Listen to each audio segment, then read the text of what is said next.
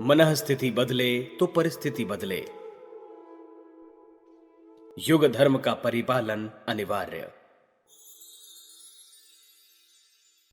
छोटे बच्चों के कपड़े किशोरों के लिए फिट नहीं बैठते और किशोरों के लिए सिलवाए गए कपड़ों से प्रौढ़ों का काम नहीं चलता। आयु वृद्धि के साथ साथ परिवर्तन आवश्यक हो जाता है। भोजन ताजा बनाने से ही काम चलता है। विद्यार्थी जैसे जैसे कक्षा चढ़ते जाते हैं वैसे उन्हें अगले पाठ्यक्रम की पुस्तकें खरीदनी पड़ती हैं। सर्दी और गर्मी के कपड़े अलग तरह के होते हैं। परिवर्तन होते चलने के साथ तदनुकूल व्यवस्था बनाते रहना भी एक प्रकार से अनिवार्य है।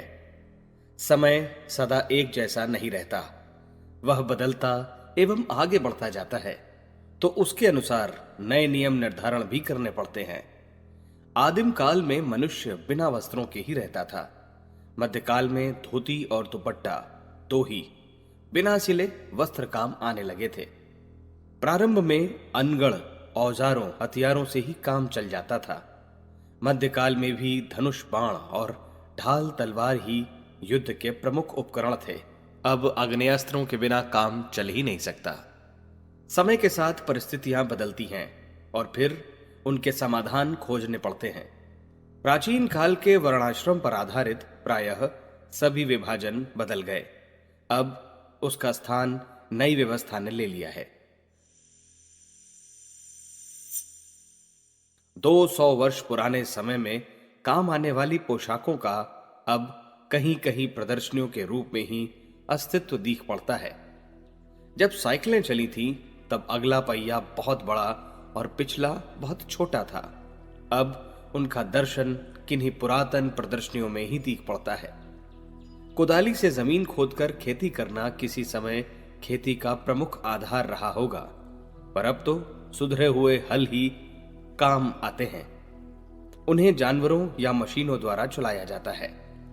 लकड़ियां घिसकर आग पैदा करने की प्रथा मध्यकाल में थी, पर अब तो माचिस का प्रचलन हो जाने पर कोई भी उस कष्ट साध्य प्रक्रिया को अपनाने के लिए तैयार न होगा। विकास क्रम में ऐसे बदलाव अनायास ही प्रस्तुत कर दिए गए हैं। इस परिवर्तन क्रम को रोका नहीं जा सकता। जो पुरानी प्रथाओं पर ही अड़ा रहेगा, उसे न केवल घाटा ही घाटा उठाना पड़ेगा, वरन उपहासास्पद भी बनना पड़ेगा। मान्यताएं, विचारणाएं, निर्धारण और क्रियाकलाप आदि भी समय के परिवर्तन से प्रभावित हुए बिना रहते नहीं। उनकी सर्वथा उपेक्षा नहीं की जा सकती। धर्मशास्त्र भी समय की मर्यादाओं में बंधे रहे हैं और उनमें प्रस्तुत बदलाव के आधार पर परिवर्तन होते रहे हैं।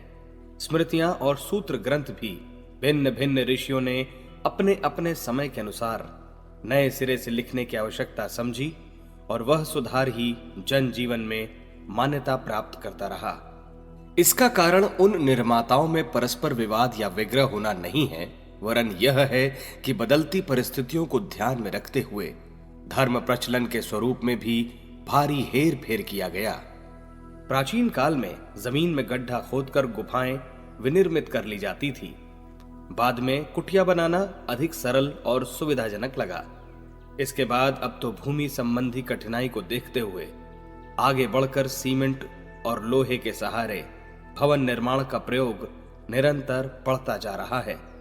लकड़ी और गोबर से ईंधन की आवश्यकता पूरी करने की प्रथा पिछले दिनों रही है, पर उनका पर्याप्त मात्रा में न मिलना इस प्रयास को तेजी से कार्यान्वित कर रहा है कि गोबर गैस या खनिज गैस से काम लिया जाए। जहां इफरात है, वहां बिजली से भी ईंधन का काम लिया जा रहा है। खनिज तेल भी किसी प्रकार उस आवश्यकता की पूर्ति कर रहे हैं। अब तो सूर्य की धूप भी ईंधन की जगह प्रयुक्त होने लगी है। इन परिवर्तनों में आवश्यकता के अनुरूप आविष्कार होते चलने की उक्ति ही सार्थक सिद्ध होती है। समय पीछे नहीं लौटता, वह निरंतर आगे ही बढ़ता है। उसके साथ ही मान्यताओं में, प्रचलनों में भी परिवर्तन होता चलता है। ऐसा आग्रह कोई कदाचित ही करता हो कि जो पहले दिनों माना या किया जाता रहा है, वही पत्थर की तरह सदा सर्वदा जारी रहना चाहिए। ऐसे दुराग्रही तो शायद बिजली का प्रयोग करने और नल का पानी पीने से भी ऐतराज कर सकते हैं। उन्हें शायद गुफा बनाकर रहने का भी आग्रह हो, क्योंकि पूर्व पुरुषों ने निवास के लिए उसी प्रक्रिया को सरल समझा था। कभी मिट्टी के खपरों पर लेखन का काम लिया जाता था। बाद में चमड़े, भोजपत्र, ताड़पत्र आदि पर लेखन कार्य चलने लगा। कुछ दिनों हाथ का बना कागज भी चला, पर अब तो सर्वत्र मिलों का बना कागज ही काम में आता है। हाथ से ग्रंथों की नकल करने का उपक्रम लंबे समय तक चलता रहा है, पर अब तो छपाई की सरल और सस्ती सुविधाएं छोड़ने के लिए कोई तैयार नहीं। तब रेल, मोटर आदि की आवश्यकता न थी, पर अब तो छपाई की सरल और सस्ती सुविधाएं छोड़ने के लिए कोई तैयार नहीं। तब रेल, मोटर आदि की आवश्यकता न थी, पर अब तो उनके बिना परिवहन और यातायात का काम नहीं चलता। डाक से पत्र व्यवहार करने की अपेक्षा घोड़ों पर लंबी दूरी पर संदेश भेजने की प्रथा अब एक प्रकार से समाप्त ही हो गई है। परिवर्तन के साथ जुड़े हुए नए आयाम विकसित करने की आवश्यकता अब इतनी अनिवार्य हो गई है कि उसे अपनाने से कदाचित ही कोई इनकार करता हो।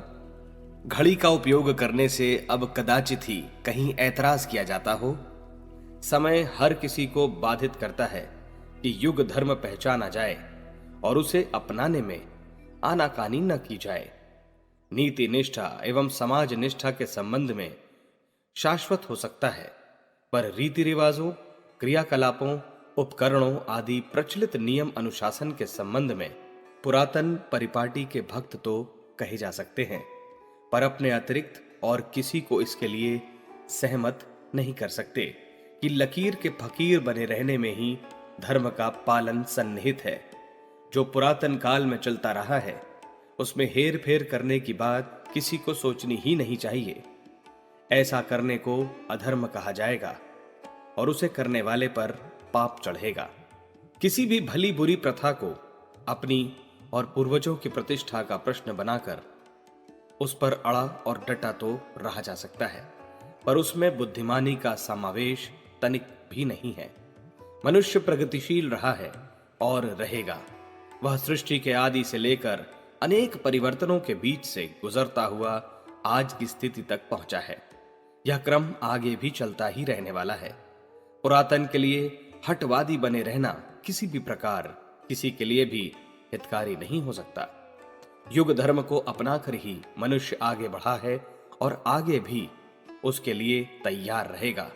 समय का एक ऐसा तकाजा है जिससे इनकार नहीं किया जा सकता।